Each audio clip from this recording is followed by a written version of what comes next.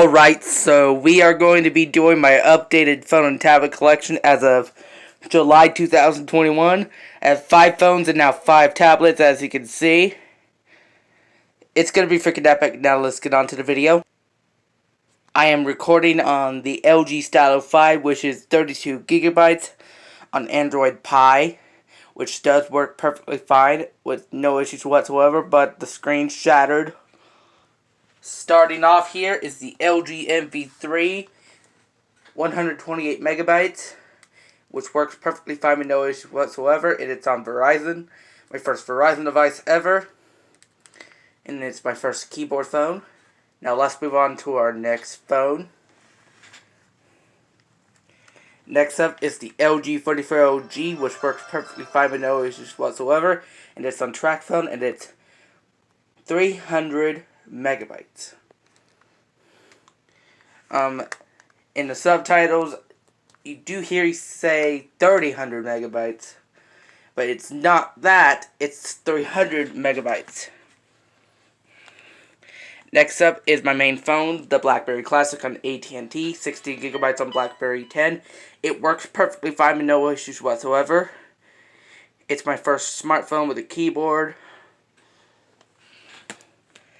The last phones in my collection is the LG Rebel 3, 16 gigabytes on Android 7.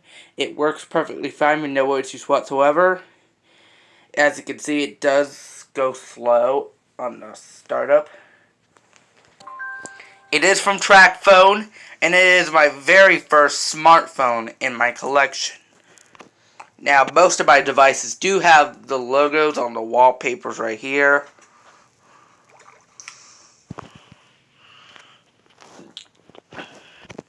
The alarm on the Blackberry Classic is going off and vibrating. When you start up this phone, it goes slow.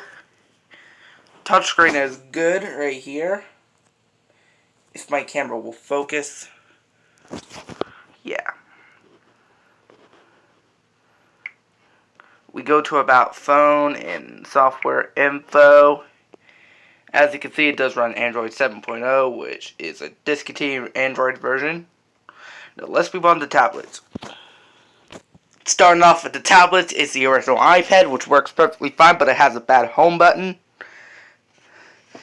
Next up is the iPad 2, which works perfectly fine with no issues whatsoever, with a cracked screen in it. Next up is the Verizon Ellipsis 7, which works perfectly fine with no issues whatsoever.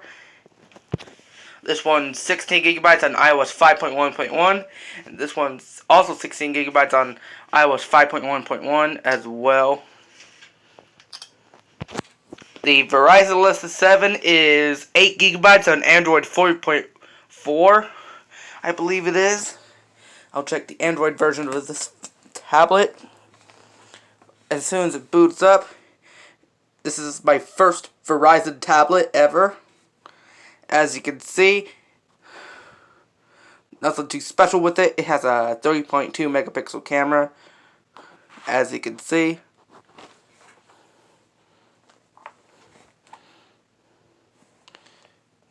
Let's go to settings right here.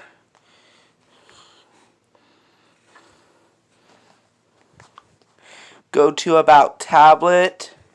It is running Android 4.4.2, which is also a discontinued version of Android. Let's move on to our next tablet. Next up is the RCA Voyager 3, which works perfectly fine, but it has a bad touchscreen and micro USB connector. It's 16 gigabytes on Android 7, like my LG Rebel 3, but I'm not going to check it because of the touchscreen issue. Now let's move on to the last tablet. Last but not least is the Samsung Galaxy Tab A, which does work perfectly fine, but it has a bad headphone jack. It's having some issues with the touchscreen, which is malfunctioning. It does appear in the notification panel a lot, which sucks. It is 32 gigabytes on Android 10. Touchscreen's fully usable, but it does malfunction. It is on Android Samsung One UI 2.1. I like the tablet's starting screen because it's better right here. I changed the wallpaper on the RCA Voyager 3. So, let me go to settings right here. Go to About Tablet and Software Information. It's running One UI 2.1 and it's running Android 10. An update for it is available, but I'm not going to update it because it will factory reset my tablet. Now let's unlock all my devices.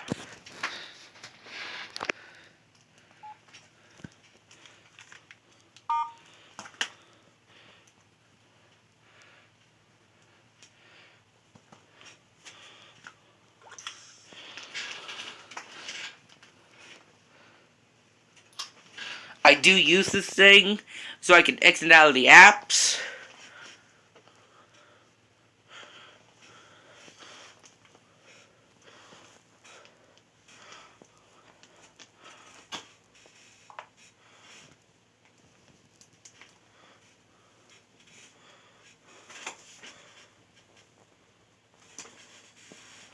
The RCA Voyager 3 is incredibly slow.